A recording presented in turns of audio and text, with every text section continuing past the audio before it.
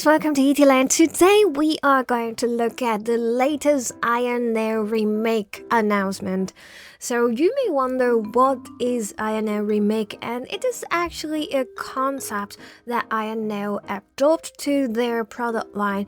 It is not only a design language, but the whole concept of how they are going to shape their product. So in other words, it is not only about the appearance of their product, but also the software and the whole experience. They want to bring a complete scenario of retro gaming and retro experience to their customer so that you can bring back your nostalgia of what you have been using in the past and to use their technology to incorporate with that retro gaming experience. Well, at least it is how I understand it based on their announcement and their live stream. They also mentioned that this product lineup is not going to be a copy or an imitation of the old retro gaming handhelds, but instead a tribute to the past. So anyway, that's the concept, and let's look at what kind of products they mentioned in the live stream.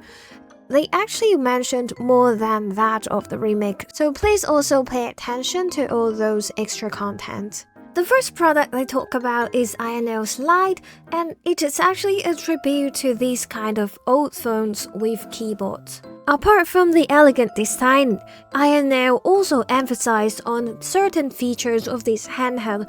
First of all, the screen is adjustable to a few angles, and second, they have been very careful about the mechanism of the slider, so it will go straight to the furthest part instead of stucking in the middle.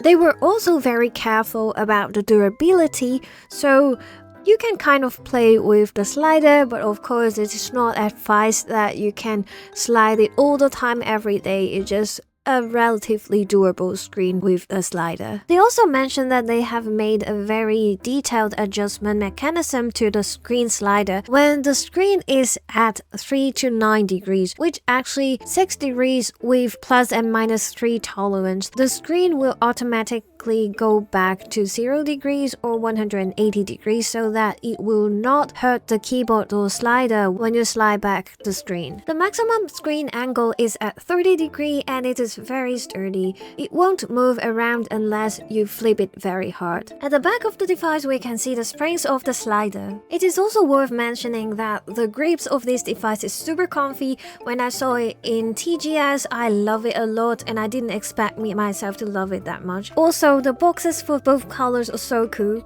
Now I would like to move on to some comparisons of AYANEO Slide itself in different colors as well as the comparison with different models. I personally love the white one a lot, but I do not like the orange buttons. If I was AYANEO, I would design the buttons in white color so that it matches with the all-black version. Here is a size comparison to AYANEO Kun, and here is another size comparison to AYANEO Next, and it looks really alike. Here is an overview of the features, the spec, the shipping time, and the pricing. Feel free to pause the screen if you need to read them carefully. The AYANEO Slide early bird price is starting from $6.99.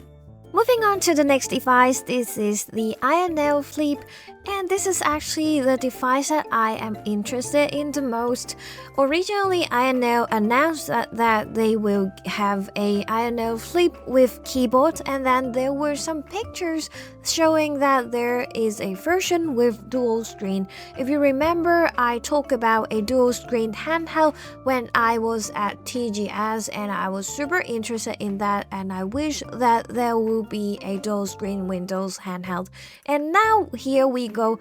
AYANEO Flip DS is actually paying a tribute to NDS and 3DS, and it is running on Windows. So this is the device that I really want to get. If you zoom up to their commercial, you can see that they are kind of using an Android system of their second screen, but I'm pretty sure this is a Windows handheld, and many names of those apps on the second screen are kind of wrong. So I don't know if there's a problem with the rendering or if that's actually what's going to happen. And here is a comparison of both Flip versions. On the right hand side, we have the Flip DS, and on the left hand side, we have the Flip KB. In the stream, they actually mentioned that they are going to use Ryzen 7800 as the chip and they are going to be auto-link supported. I'm not sure how it exactly feels with the keyboard, but based on what I saw on the slide during TGS, I know the keyboard touching is not bad at all. When we look at both devices side by side, we see that actually their housing are exactly the same,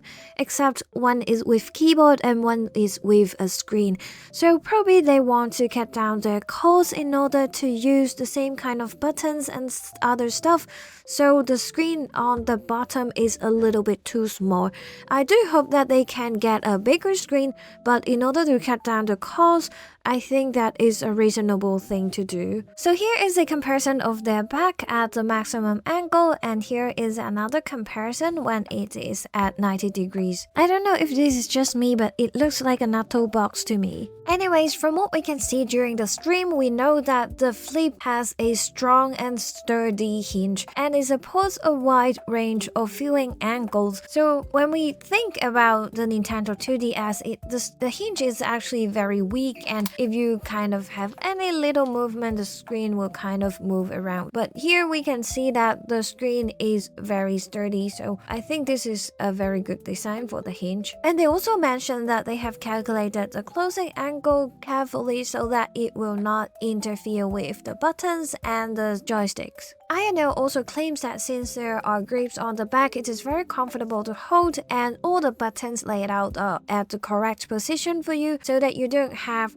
difficulties to reach out the buttons. If you notice that there is a black square at the bottom, that is actually an optical mouse and you can use it to navigate. I think that is a very useful feature, and I do want it to be added to other AYANEO devices. I don't know what this is for, but you can actually remove the grip at the back. Now let's take a closer look to the Flip DS. I actually think it resembles the 3DS a lot, and I do like the screen, but I think this is a little bit too small for me. I would like to have it bigger. All the I/Os and chipsets will be the same as the other version, it's just they have a second screen here.